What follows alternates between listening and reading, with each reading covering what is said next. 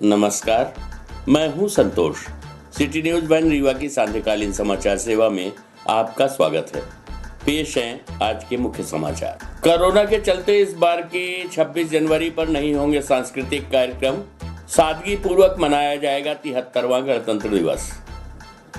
अनैतिक संबंध बनाने के लिए युवक ने नाबालिग किशोरी से रचाई शादी, पुलिस ने आरोपी को किया गिरफ्तार। प्री बोर्ड के स्कूली छात्रों को ओपन बुक प्रणाली की परीक्षाओं हेतु वितरित किए गए प्रश्न पत्र। खबरें अब विस्तार से। सादगी पूर्वक मनाया जाएगा गणतंत्र दिवस। कोरोना संक्रमण के चलते नहीं होंगे सांस्कृतिक कार्यक्रम। आपको बता दें कि जिले में इस बार 26 जनवरी पर कार्यक्रम का स्वरूप बदला हुआ नजर आएगा। कोरोना संक्रमण के बढ़ते हुए प्रकरणों को देखते हुए आम नागरिकों की सुरक्षा में इस वर्ष का गणतंत्र दिवस सादे समारोह में गरिमामय तरीके से मनाया जाएगा। आपको बता दें कि वर्तमान में स्कूलों के 31 जनवरी तक शासन के बंद रखने के निर्देश के चलते इस वर्ष देश के 73वें गणतंत्र दिवस के उपलक्ष्य में जिले में स्कूली बच्चों की प्रभात फेरी नहीं निकाली जा सकेगी। इसके अलावा बच्चों को संक्रमण से बचाने के लिए जिला स्तरीय गणतंत्र दिवस कार्यक्रम के दौरान सांस्कृतिक कार्यक्रम भी नहीं आयोजित किए जाएंगे। आपको बता दें कि जिले के सभी कार्यालयों में 26 जनवरी की सुबह 8 बजे तक ध्वजारोहण समारोह का आयोजन किया जाएगा। वहीं जिला स्तरीय कार्यक्रम एसएएफ ग्राउंड प्रांगण में सुबह 9 बजे से प्रारंभ होगा। इस कार्यक्रम में शासन की प्राथमिकताओं की योजनाओं एवं कार्यक्रमों को देखते हुए विभागीय झांकियां निकाली जाएंगी। वहीं मुख्य अतिथि द्वारा ध्वजारोहण कर परेड की सलामी ली जाएगी। आइए सुनते हैं इस संबंध में अपर कलेक्टर शैलेंद्र सिंह से प्राप्त जानकारी के अंश। गणतंत्र दिवस की तैयारियों को लेकर किस तरह के इंतजाम किए जा रहे हैं जिला प्रशासन? देखिए, आमतौर पर तो गणतंत्र दिवस में बड़ा भव्य कार्यक्रम होता है। 15 अगस्त से भी कई जगहों पर अच्छा आयोजन उसका होता है, लेकिन इस बार क्योंकि कोविड का नया वेरिएंट भी इस समय आया हुआ है, तो कोविड प्रोटोकॉल को देखते हुए कोविड नियमों के अनुरूप सामान्य जो कार्यक्रम होते हैं, क्योंकि विद्यालय वगैरह बंद हैं, तो हम लोग सामान्य तौर पर शासन के निर्देश ही इसको मान के चल रहे हैं कि अपना जो गरिमामयी कार्यक्रम होता है, ध्वजारोहण, परेड और प्रतीकात्मक कुछ अपन जो उसमें झांकी रखते हैं, बस इसके साथ में एक सामान्य सहज रूप से इसको कोविड नियमों के अंतर्गत मनाने का निर्णय लिया गया है। या परेड भी होगी या सांस्कृतिक कार्यक्रम भी होंगे, ऐसा कुछ है? अभी सांस्कृतिक कार्यक्रम और इसके संबंध शासन के निर्देश नहीं आए हैं, उन निर्देशों की प्रतीक्षा है, लेकिन एक सामान्य जो उसके गणतंत्र दिवस से जुड़ी हुई चीज़ें हैं वो तो मानकर चल रहे हैं कि वो अवश्य आयोजन होगा। तो उसमें से एक परेड उससे आती है और एक प्रतीकात्मक कुछ झांकी वगैरह। अतिथि भी चुने गए हैं? नहीं, अभी शासन से उस संबंध में निर्देश नहीं आए। कोरोना के बढ़ते संक्रमण के चलते शासन ने जारी किया निर्देश। स्कूली छात्रों को ओपन बुक प्रणाली परीक्षा के लिए वितरित किए गए प्रश्न पत्र। आपको बता दें कि प्री बोर्ड परीक्षाएं ओपन बुक प्रणाली पर शुरू की गई हैं, जिसके लिए पूर्व निर्धारित कार्यक्रम के अनुसार 20 जनवरी से प्रश्न पत्र और उत्तर पुस्तिकाएं वितरित करने का कार्यक्रम शुरू किया गया। छात्र अपने घरों में उत्तर पुस्तिकाएं लिखेंगे और अपने स्कूलों में निर्धारित समय पर जमा कराएंगे। कक्षा 10वीं की प्री बोर्ड परीक्षा 20 तारीख से 28 जनवरी तक और 12वीं की परीक्षा 20 तारीख से 31 जनवरी तक निर्धारित की गई है। बताया गया है कि छात्रों को बार बार अलग अलग विषयों के प्रश्न पत्र उत्तर पुस्तिकाएं लेने के लिए स्कूल नहीं आना पड़े, इसके लिए एक साथ ही सभी विषयों के परीक्षा सामग्री उनको उपलब्ध कराई जा रही है। कक्षा 10वीं के विद्यार्थियों को उत्तर पुस्तिकाएं 28 जनवरी को और 12वीं की सभी उत्तर पुस्तिकाएं 1 फरवरी तक स्कूलों द्वारा निर्धारित तिथि तक जमा करनी होंगी। इन उत्तर पुस्तिकाओं का मूल्यांकन कर 5 फरवरी छात्रों को बताया जाएगा कि उनकी क्या कमियां रही हैं।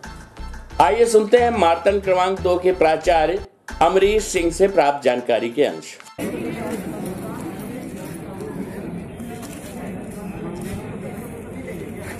सर, अपने विद्यालय में आज किस चीज का वितरण हो रहा है? आज प्री बोर्ड 10वीं और 12वीं की परीक्षा का आयोजन हो रहा है। इसमें आज 12वीं के 3 विषयों का अंग्रेजी, हिंदी और संस्कृत का पेपर का वितरण किया गया, कॉपियों का भी वितरण किया गया और इसी प्रकार से 10वीं के 3 विषयों का वितरण किया गया है। अब उसके उत्तर पुस्तिकाएं वापस मिलने पर जो है पुनः से शेष पेपरों को दिया जाएगा।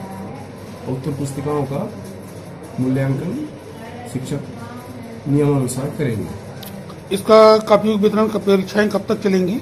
ये 31 जनवरी 2022 तक इसका संचालन होगा। अनैतिक संबंध बनाने युवक ने किशोरी से रचाई शादी, शिकायत पर पुलिस ने दर्ज किया मामला, आरोपी हुआ गिरफ्तार। रीवा के मऊगंज थाना क्षेत्र से आज एक अजीबोगरीब मामला सामने आया है, जहां युवक ने अनैतिक संबंध बनाने के लिए भगवान को साक्षी मानकर नाबालिग बच्ची के साथ शादी रचा ली, जिसके बाद किशोरी के साथ दुष्कर्म की वारदात को अंजाम देकर युवक फरार हो गया। आपको बता दें कि शिकायत के आधार पर पुलिस ने आरोपी के खिलाफ प्रकरण पंजीबद्ध करते हुए आरोपी युवक को गिरफ्तार कर लिया है। वहीं अब पुलिस के द्वारा मामले पर जांच की जा रही है। रीवा मऊगंज थाना क्षेत्र से आज युवक के द्वारा किशोरी के साथ दुष्कर्म किए जाने का मामला सामने आया है, जिसके बाद तत्परता दिखाते हुए पुलिस ने आरोपी को गिरफ्तार किया है। बताया जा रहा है कि आरोपी युवक के द्वारा प्रेम संबंध बनाकर पहले तो नाबालिग किशोरी के साथ मंदिर में 7 फेरे लिए गए और शादी रचाई गई, जिसके बाद किशोरी के साथ दुष्कर्म की वारदात को अंजाम देकर आरोपी फरार हो गया था। आरोपी युवक के फरार होने के बाद किशोरी के परिजनों को मामले की जानकारी हुई, तब परिजनों ने घटना की शिकायत थाने में दर्ज कराई, जिस पर अपराध पंजीबद्ध करते हुए पुलिस ने आरोपी युवक को गिरफ्तार कर लिया है। पुलिस की माने तो आरोपी युवक के द्वारा नाबालिग किशोरी के साथ देवतालाब मंदिर में शादी की गई थी, जिसकी वजह से उसके खिलाफ अपराध पंजीबद्ध कर उसे गिरफ्तार किया गया है। प्रस्तुत है घटना के संबंध में एडिशनल एसपी शिव कुमार वर्मा से प्राप्त जानकारी के अंश। युवती के साथ दुष्कर्म हुआ है, क्या है पूरा मामला?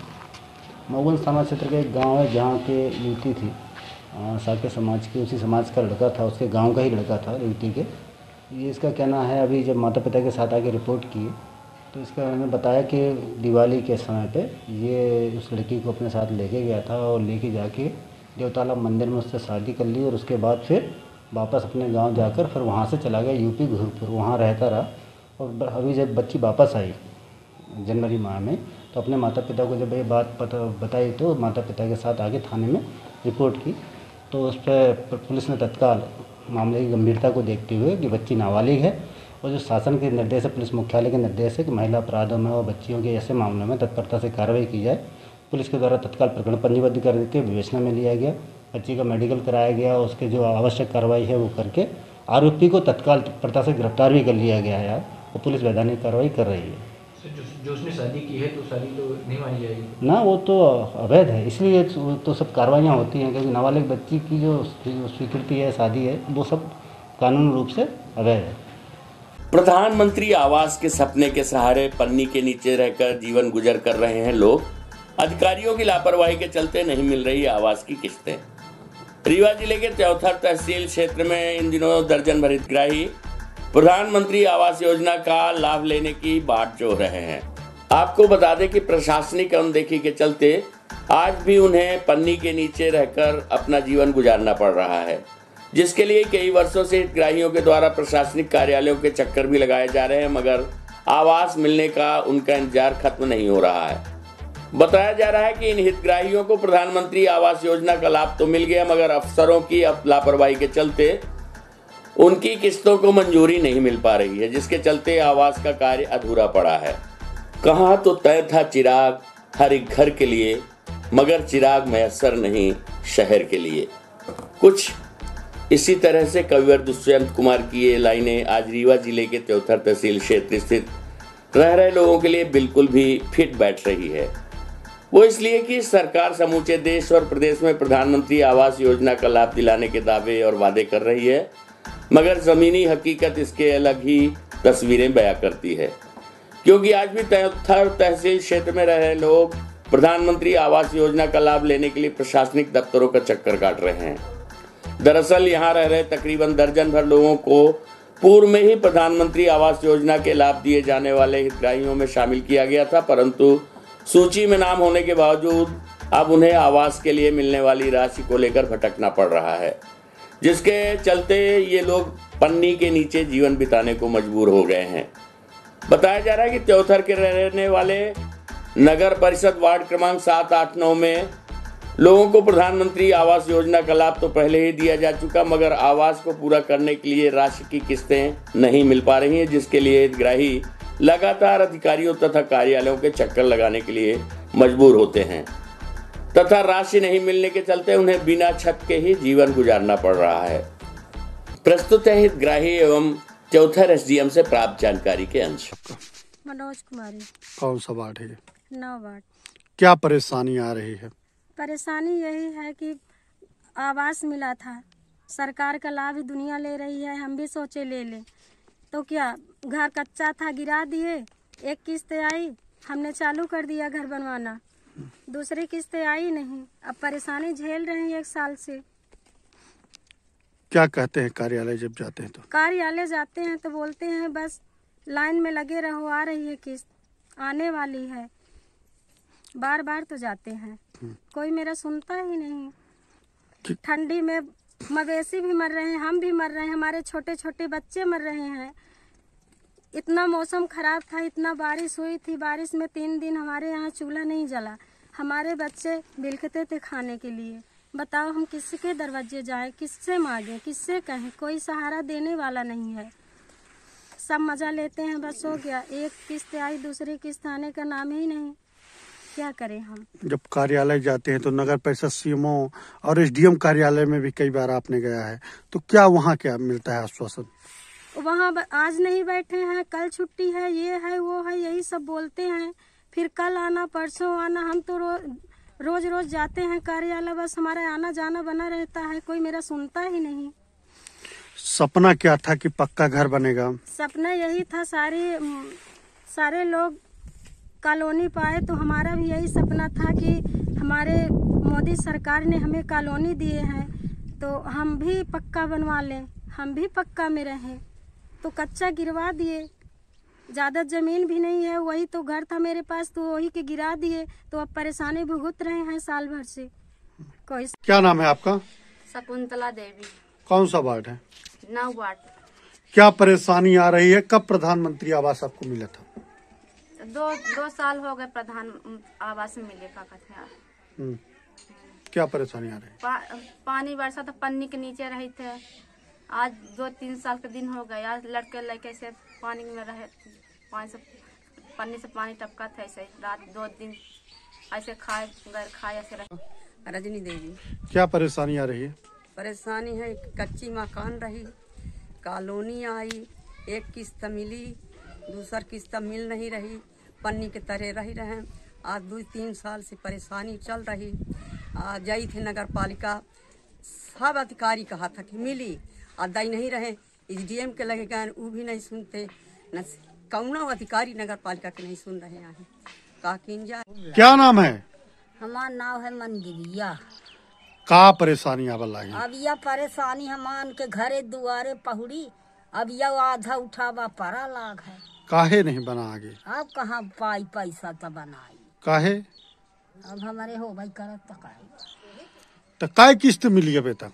एक है। हाँ। एक मिला तो हमें इतना खड़ा करे न पड़ा है। तो हुमन कार्यालय जाते थे, का कहा था? आज काल करा था होइगा। ठंडी बहुत पड़ल लागी, तो कैसन रहते हैं? लुकाई थे आन के घरे आओ का।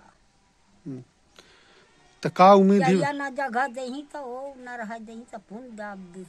मैं चेक करा लेता हूँ, आप मुझे सूची दे दीजिए कौन कौन से हितग्राहियों को फर्स्ट, सेकंड और थर्ड किस्त जारी नहीं हुई है। ठीक है, थर्ड किस्त का तो कोई इशू ही नहीं है, वो मेरे पास फाइल ही नहीं आती है, वो सीधा सीएमओ ही करते हैं। जो लास्ट का थर्ड किस्त 50,000 रुपये होती है वो जारी हो जाती है। फर्स्ट और सेकंड किस्त की फाइलें मेरे पास आती हैं, तो मैं आप मुझे सूची दिला दीजिए, मैं दिखवा लेता हूँ कि कौन कौन का बचा हुआ है, मैं जांच करा के उनको यथाशीघ्र राशि उपलब्ध कराऊंगा।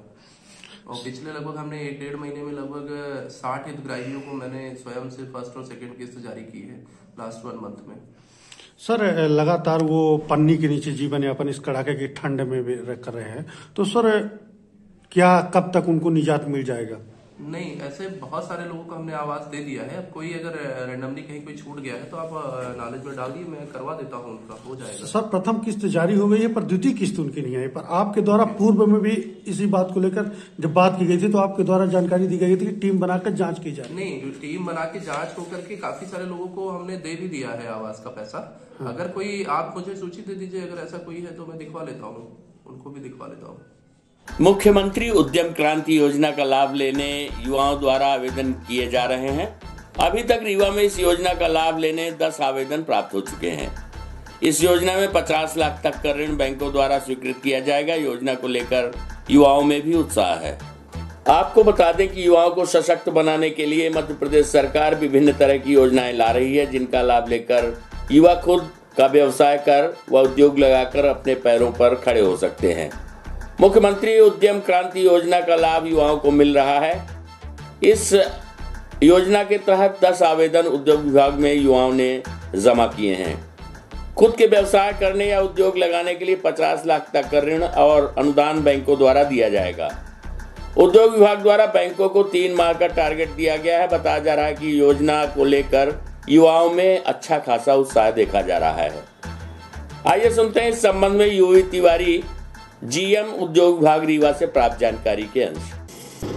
ये उद्यम क्रांति योजना भी मध्य प्रदेश सरकार ने युवाओं के लिए स्वरोजगार के क्षेत्र में घोषित किया है, जो कि उद्योग, सेवा और व्यवसाय तीनों सेक्टर के लिए ये योजना 50 लाख रुपए तक की बैंकों के माध्यम से ऋण और अनुदान के लिए चालू की गई है। हमारे यहाँ भी रीवा में ये इसका क्रियान्वयन भी प्रारंभ हो गया है और अभी तक हमें 10 आवेदन प्राप्त हुए हैं और 10 आवेदन हमने बैंकों को फॉरवर्ड भी कर दिया है। इसमें युवाओं में इस योजना के प्रति उत्साह भी देखा जा रहा है और हमारे पास जो प्रोजेक्ट आ रहे हैं वो काफ़ी अच्छे प्रोजेक्ट भी आ रहे हैं। तो मैं समझता हूँ कि ये योजना युवाओं के लिए काफ़ी कारगर साबित होगी। अभी हमने 3 माह का टारगेट यहाँ विभिन्न बैंकों को भेज दिया है और बैंक वाले खुद प्रकरण बनाकर हमें भेज भी रहे हैं। मैं आशा करता हूँ कि हम रीवा में बहुत ही अच्छा इस योजना का क्रियान्वयन होगा और हम शीघ्र इसका लक्ष्य भी पूरा कितने लाख का टारगेट रहता है सर? अभी हमारा जो है 80 का टारगेट है यहाँ पे, तो हमने थोड़ा ज़्यादा बढ़ा के बैंकों को भेज दिया है और इसका 3 महीने, क्योंकि 3 महीने का टारगेट है इसलिए ज़्यादा टारगेट नहीं दिया गया है। नेक्स्ट ईयर के लिए भी हम शीघ्र ही इसका टारगेट बना के और बैंकों को भेजेंगे। किस तरह की युवा इसके लिए आवेदन कर सकते हैं? इसमें तीनों तरह व्यापार के 3 रूप होते हैं, उद्योग, सेवा और व्यवसाय। तो तीनों तरह के व्यापार के लिए इसमें आवेदन कर सकते हैं। उद्योग के लिए 1 लाख से 50 लाख रुपए तक का ऋण मिलेगा और सेवा क्षेत्र के लिए 1 लाख से 25 लाख तक का ऋण और अनुदान मिलेगा। इसमें 3% ब्याज में अनुदान और CGT MSME ये 3% जो लगभग रहती है, ये दोनों तरह के वार्षिक रूप से अनुदान दिए जाएंगे। आज की खबरों में बस इतना ही। कल हम फिर मिलेंगे कुछ नई खबरों के साथ। तब तक के लिए हमें अनुमति दीजिए। नमस्कार।